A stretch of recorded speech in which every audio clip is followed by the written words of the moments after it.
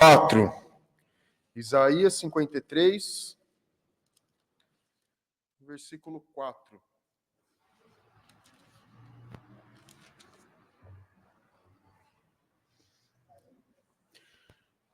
Isaías 53, versículo 4.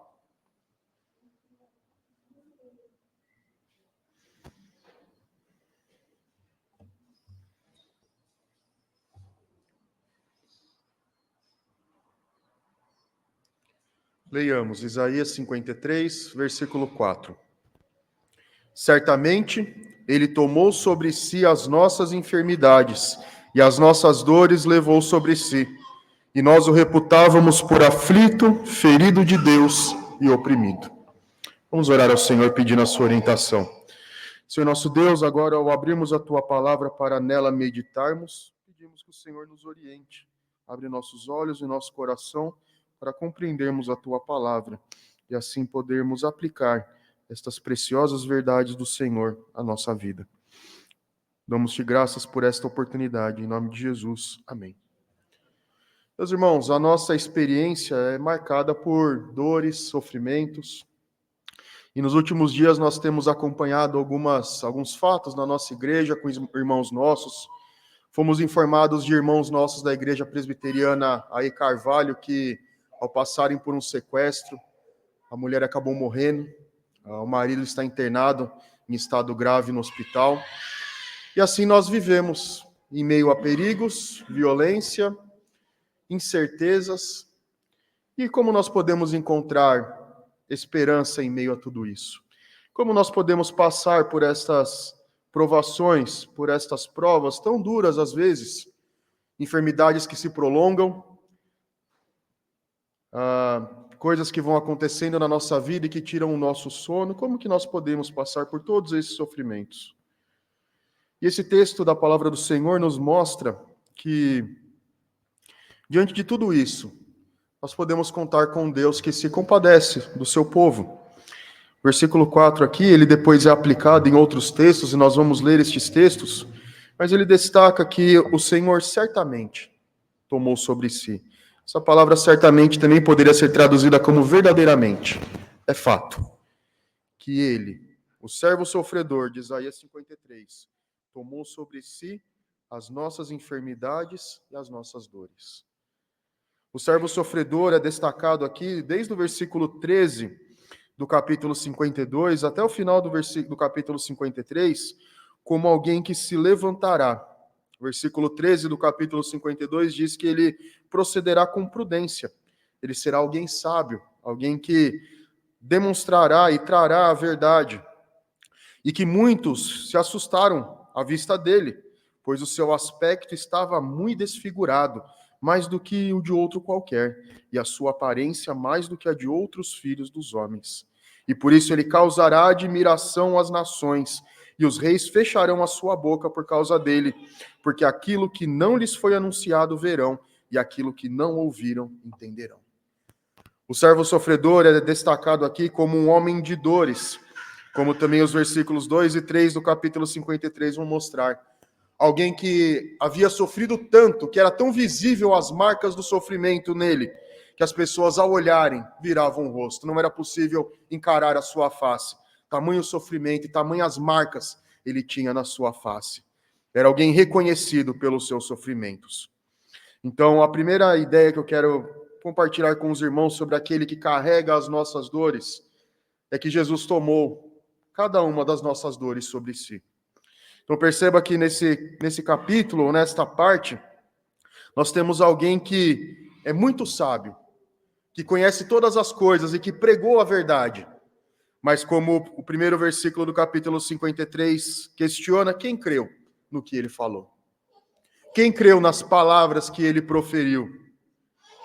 E nós vemos que Jesus Cristo, como esse servo sofredor, as pessoas não deram ouvidos para ele.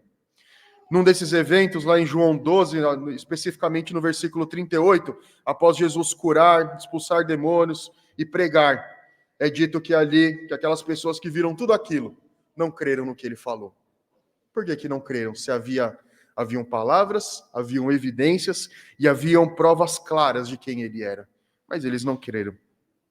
A quem foi revelado o braço do Senhor? Como que Deus se manifestou às pessoas? Esses que não creram não puderam conhecer o poder de Deus, sendo Jesus a expressão exata do ser de Deus, a revelação do Pai. Essas pessoas que não creram nas suas palavras, nem nos seus milagres, não puderam reconhecer o Filho de Deus. E por isso não lhes foi revelado a verdade eterna. E veja nos versículos 2 e 3, que antecedem esse versículo 4. Versículo 2 diz que, pois foi subindo como renovo perante ele, e como raiz de uma terra seca, não tinha aparência nem formosura. Aqui é a figura de uma planta que a grande expectativa é que ela nasça, que como aquela planta traria vigor a uma região desértica e completamente seca. Mas toda aquela expectativa se frustra quando aquele que nasce, aquele que brota, é apenas uma raiz seca. Alguém que não tem beleza, que não pode trazer verdor, mas parece um brotinho seco que não vai prosperar, que vai nascer e daqui a pouco vai morrer. Então aqui ele está falando sobre a expectativa dos judeus de que o Messias viria para trazer glória à nação de Israel, para exaltar o povo às mais altas alturas. Mas quando eles viram um Jesus, quando viram um homem com tantos sofrimentos, tantas dores, eles pensaram, como que pode o Messias de Deus ser desse jeito? Então ele não deve ser. Então havia grande expectativa de um renovo, mas eles se frustraram porque não era o que eles esperavam. Olhámo-lo, mas nenhuma beleza havia que nos agradasse. Era desprezado e o mais rejeitado entre os homens, homem de dores e que sabe o que é padecer. E como um de quem os homens escondem o rosto, era desprezado e dele não fizemos caso. Nós vemos na vida de Jesus como ele foi humilhado desde o início da sua vida. O primeiro ato de humilhação foi ele ter se encarnado para se conformar à nossa humanidade. O Filho de Deus, o Deus eterno, o Verbo, se fez carne para morar entre nós. Então aí até a cruz. E nós vemos na sua caminhada como Jesus sofreu. Ele chorou quando um amigo seu morreu. Ele sofreu junto com pessoas enfermas. E nós vemos especialmente no final da sua vida, como após ter passado um ministério todo de rejeição e desprezo pelos judeus, ele é entregue para ser morto. Ele é abandonado pelo seu povo, ele é desprezado por aqueles que deveriam recebê-lo. Os seus discípulos viram-lhe as costas, Judas o trai, Pedro nega, ele é açoitado, ele sofre na sua carne para finalmente morrer. Seus sofrimentos na cruz foram tantos que ele estava desfigurado e as pessoas nem conseguiam olhar para ele.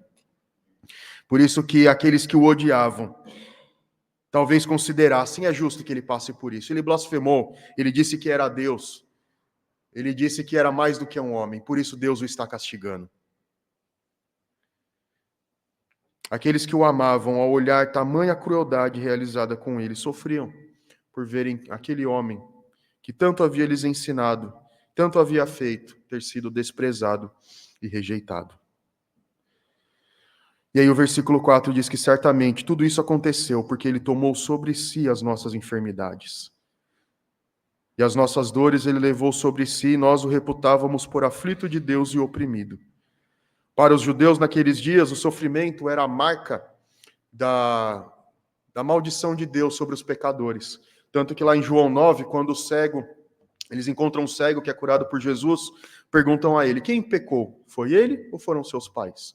Porque na mente judaica, doença era sinônimo de afastamento de Deus. Mas o texto aqui diz, este homem que tanto sofreu, este Jesus que tanto sofreu, ele sofria em nosso lugar, ele tomou sobre si as nossas enfermidades e por isso ele foi tão castigado, por isso que ele sofreu tanto. E o versículo 5 destaca que, além de tudo isso, ele foi traspassado pelas nossas transgressões, ou seja, a ira de Deus caiu sobre ele. Por isso que a primeira parte desta mensagem nos mostra que ele sofreu em nosso lugar. E por isso nós podemos ver, meus irmãos, que por mais que nós soframos nesse mundo, o fardo não é tão pesado como poderia ser, porque Cristo Jesus compartilha dos nossos sofrimentos. Ele nos ajuda a carregar o nosso fardo. Ele ameniza as nossas dores. Por isso devemos crer que Jesus Cristo nos ajuda em cada momento. E a pergunta é, então, que enfermidades são essas? E nós podemos ver, à luz da palavra, que essas enfermidades se mostram de duas formas. São as enfermidades espirituais e as enfermidades físicas também. Vejamos primeiro as enfermidades espirituais. Vamos abrir lá em 1 Pedro, capítulo 2, versículo 24, em que o apóstolo Pedro destaca que os sofrimentos passados por Jesus foram para a nossa redenção. 1 Pedro, capítulo 2, versículo 24.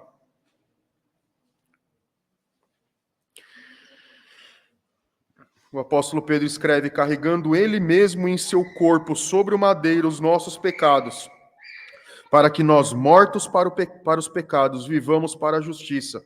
Por suas chagas fomos sarados.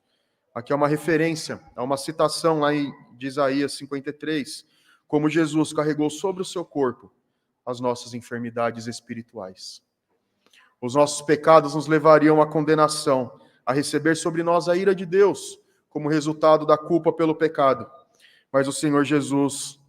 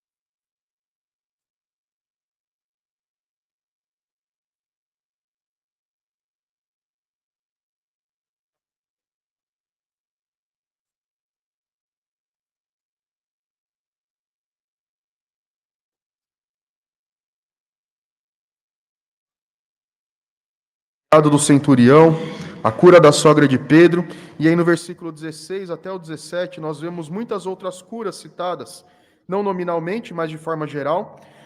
Muitos foram trazidos ali para Jesus, tanto endemoniados como também doentes, e todos eles Jesus curou. Os endemoniados apontando para uma cura espiritual e as dores físicas daqueles que também foram curados, sendo curado aqui no versículo 17 é dito para que se cumprisse o que fora dito por intermédio do profeta Isaías. Ele mesmo tomou as nossas enfermidades e carregou com as nossas doenças.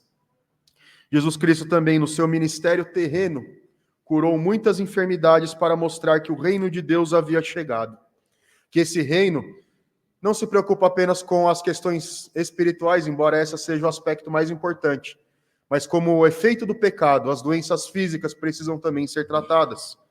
Porque naquele dia, quando o Senhor regressar e nós morarmos com Ele no seu reino eterno, não haverão mais dores, não haverão mais sofrimentos, não haverão mais enfermidades ou separação, porque Ele será a nossa cura e tudo aquilo que Ele realizou será consumado. Ele levou sobre si as nossas dores, Ele levou sobre si também as nossas enfermidades físicas. Por isso que a cruz é o único remédio para todas as nossas dores, sejam elas físicas ou espirituais. Porque no reino eterno, nenhuma delas terá mais poder, porque Cristo governará ali para todo sempre. E ainda nós podemos destacar que essas dores, elas também servem para nos conduzir a Cristo. Então, quando nos perguntarmos por que tudo isso acontece, por que sofremos, por que passamos por tantas provas, e o apóstolo Paulo nos dá a resposta, lá em 2 Coríntios, capítulo 12, vamos abrir nesse texto, 2 Coríntios, capítulo 12, versículo 7, Paulo ali está orando ao Senhor e falando sobre o espinho na carne que lhe aflige, pedindo a Deus que cure essa sua enfermidade. 2 Coríntios 12, versículo 7, e ali então é dito a ele, para que não se ensoberbecesse com a grandeza das revelações, foi-me posto um espinho na carne, mensageiro de Satanás, para me esbofetear, a fim de que não me exalte. Por causa disso, 3 vezes pedi ao Senhor que o afastasse de mim. Então ele me disse: a minha graça te basta, porque o poder se aperfeiçoa na fraqueza.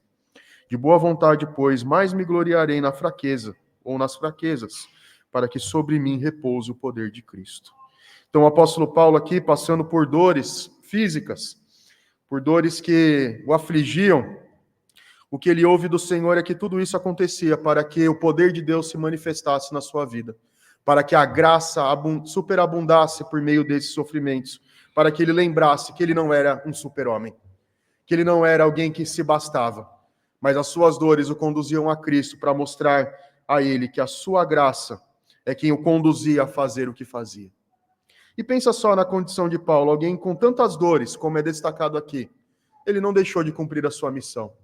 Ele evangelizou todo o mundo antigo, partindo da Ásia, chegando até a Europa, ele foi pregando, foi evangelizando, apesar dos seus sofrimentos, apesar das suas dores, porque ele entendeu que tudo isso, como parte da experiência humana, o fortalecia, não enfraquecia. Porque por meio dos sofrimentos, Deus estava agindo para que ele continuasse progredindo, continuasse caminhando. Por isso, meus irmãos, nós vemos na palavra do Senhor que todo o nosso fardo, todas as nossas enfermidades, as nossas dores, foram carregadas por Cristo na cruz. É claro que sofremos, é claro que as dores doem, que trazem aflição, que a separação traz dor, ao considerarmos que não veremos mais aquelas pessoas que partiram, mas esse fardo seria muito mais pesado se Cristo não tivesse levado sobre si. A ideia bíblica é que todo esse sofrimento pelo qual Jesus passou excedeu infinitamente aos sofrimentos que nós podemos passar. Um pecador que é condenado pelos seus pecados, ele passará sob a ira de Deus por causa dos seus pecados. Mas Jesus Cristo passou pelos pecados de todos nós. Então imagina a proporção do sofrimento. De todos os eleitos dos quais ele representava, ele levou as dores de cada um. Ele levou sobre si as dores de cada um de nós. Um castigo infinitamente maior. Jesus Cristo também é destacado que ele sofreu, e esse sofrimento também o fazia conformar-se às nossas dores. Então ele não é alguém que está distante, que apenas pode nos dar um tapinha no ombro e dirá, vai ficar tudo bem. Mas ele é alguém que experimentou. É alguém que passou pelos sofrimentos. É alguém que recebeu sobre o seu corpo toda a experiência da tragédia humana. Ele levou sobre si as nossas dores. Ele carregou sobre o seu corpo todo o nosso sofrimento. E por isso, meus irmãos, ao conformar-se com os nossos sofrimentos, ele ameniza o nosso fardo. Cada dor que nós passamos, por mais terrível que seja, nós devemos pensar que elas poderiam ser muito maiores sem Cristo. Elas seriam muito mais difíceis de serem carregadas, seriam insuportáveis se Cristo não tivesse compartilhado a dor daquele sofrimento conosco. É por isso que o Evangelho mostra que a graça do Senhor superabunda em meio aos sofrimentos, porque ele compartilha conosco esse fardo. Ele compartilha conosco estes sofrimentos, de forma que essas dores são compartilhadas com ele. Por isso que o Senhor Jesus, na noite em que foi traído, ele experimentou ainda mais de tudo isso, de forma muito mais intensa. Lembre-se que no jardim, ele agonizava, clamando para que o Pai passasse o cálice, mas contudo fosse feita a sua vontade. O sofrimento era tão intenso que ele chegou a suar sangue. Partindo dali, ele é traído por Judas, ele é rejeitado por Pedro, ele é abandonado por todos os seus discípulos, sente no seu corpo todos os sofrimentos, para que ele pudesse levar sobre si cada uma das nossas dores. Então, quando você levantar as suas orações a Deus, quando estiver sofrendo, não considere que ele não está ouvindo. Mas saiba que ele está ouvindo e que ele sabe o que você está passando. Ele sabe as dores que estão na sua alma, no seu corpo.